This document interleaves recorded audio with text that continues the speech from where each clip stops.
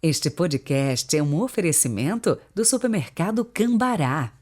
43 3325 7755, Londrina, Paraná.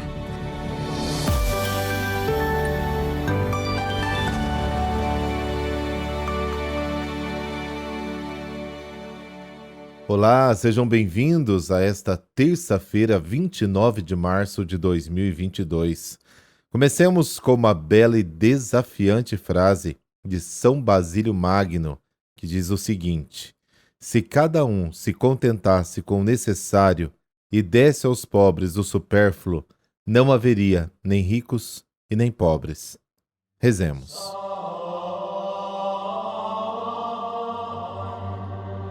Pelo sinal da Santa Cruz, livrai-nos Deus, nosso Senhor, dos nossos inimigos. Ó Deus, que a fiel observância dos exercícios quaresmais prepare o coração dos vossos filhos e filhas para acolher com amor o mistério pascal e anunciar ao mundo a salvação. Amém.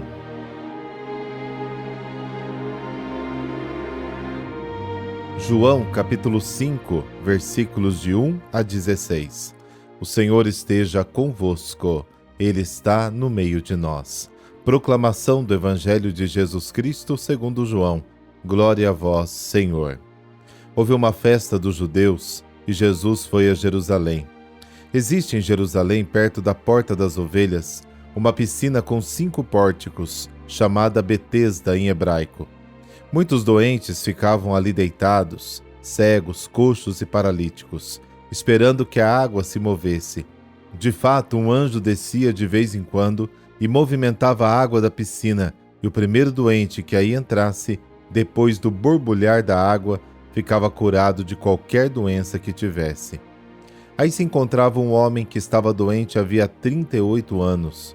Jesus viu o homem deitado e, sabendo que estava doente há tanto tempo, disse-lhe: queres ficar curado? O doente respondeu: Senhor, não tenho ninguém que me leve à piscina quando a água é agitada. Quando estou chegando, outro entra na minha frente. Jesus disse: levanta-te, pega na tua cama e anda. No mesmo instante, o homem ficou curado, pegou a sua cama e começou a andar. Ora, esse dia era um sábado. Por isso os judeus disseram ao homem que tinha sido curado: é sábado, não te é permitido carregar tua cama. Ele respondeu: aquele que me curou disse: pega a tua cama e anda. Então lhe perguntaram: quem é que te disse: pega a tua cama e anda? O homem que tinha sido curado não sabia quem fora, pois Jesus se tinha afastado da multidão que se encontrava naquele lugar.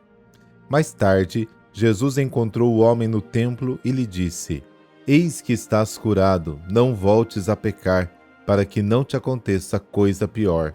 Então o homem saiu e contou aos judeus que tinha sido Jesus quem o havia curado. Por isso os judeus começaram a perseguir Jesus, porque fazia tais coisas em dia de sábado. Palavra da salvação. Glória a vós, Senhor.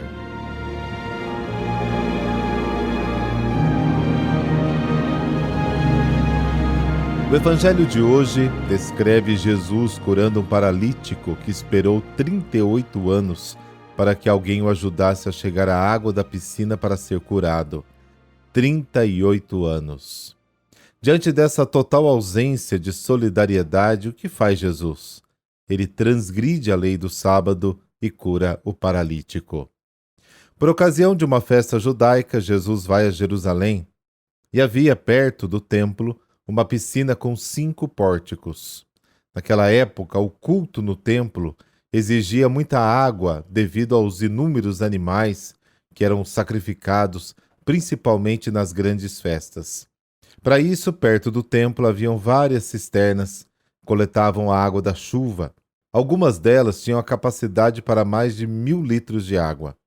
Nas proximidades, devido à abundância de água, havia banhos públicos onde os doentes se reuniam à espera de socorro ou cura.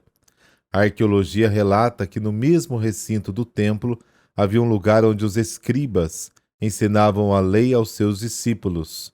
Por um lado, o ensino da lei de Deus, por outro, o abandono dos pobres. Mas qual era a situação dos doentes? Eles eram atraídos pelas águas dos banhos. Diziam que um anjo agitava as águas e o primeiro a entrar nela depois que a agitação do anjo acontecia ficava curado.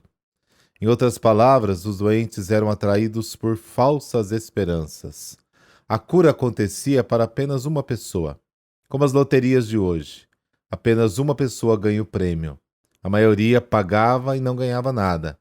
Precisamente nessa situação de abandono total, lá nos banhos populares, Jesus vai ao encontro dos doentes.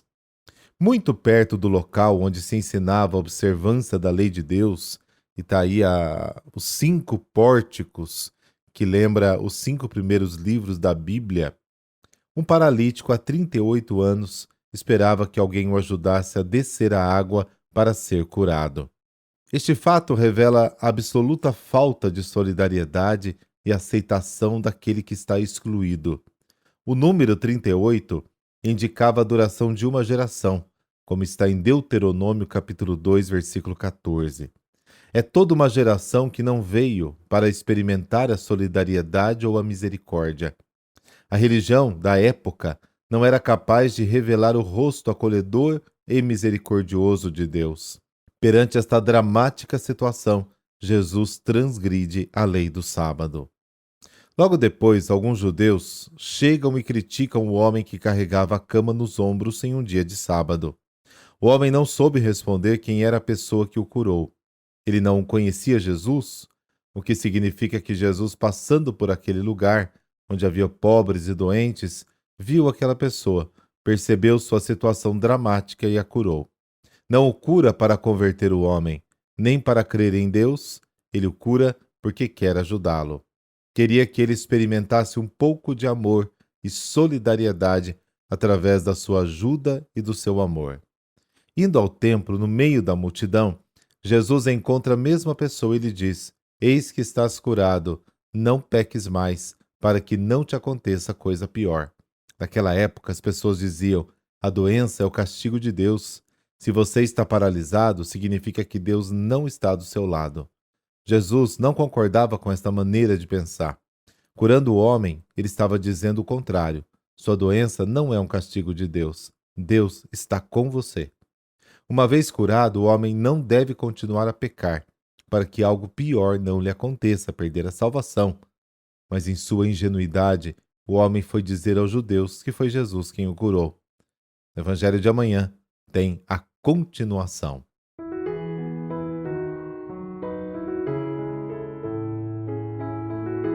E hoje a igreja celebra São Segundo. Segundo era um soldado pagão, filho de nobres, nascido em Asti, norte da Itália, no final do século I. Profundo admirador dos mártires cristãos que o intrigavam pelo heroísmo e pela fé em Cristo, chegava a visitá-los nos cárceres de Asti, conversando muito com todos. Consta dos registros da igreja que foi assim que tomou conhecimento da palavra de Cristo. Entretanto, sua conversão aconteceu mesmo durante a viagem a Milão, onde visitou no cárcere os cristãos Faustino e Jovita. Esta conversão está envolta em muitas tradições cristãs. Os devotos dizem que Segundo teria sido levado à prisão por um anjo, para lá receber o batismo através das mãos daqueles mártires. A água necessária para a cerimônia teria vindo de uma nuvem. Logo depois, uma pomba teria lhe trazido a Santa Comunhão. Depois disso, aconteceu o prodígio mais fascinante, narrado através dos séculos da vida deste santo. Conta-se que ele conseguiu atravessar a cavalo o rio Pó, sem se molhar, para levar a Eucaristia ao bispo Marciano antes do martírio.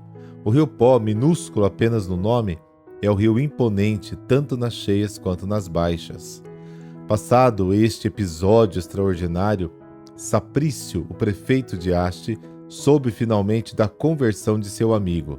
Tentou de todas as formas fazer Segundo abandonar o cristianismo, mas como não conseguiu, mandou então que o prendessem, julgassem e depois de torturá-lo, deixou que o decapitassem. Era o dia 29 de março do ano 119. Olha que era o seu amigo, hein? No local do seu martírio foi erguida uma igreja, onde no relicário de prata se conservam as suas relíquias mortais. Uma vida cercada de tradições, prodígios, graças, mas também de sofrimentos, foi o legado que ele nos deixou. São II de Asti, que é o padroeiro da cidade de Asti. Seu culto é muito popular no norte da Itália e em todo o mundo católico.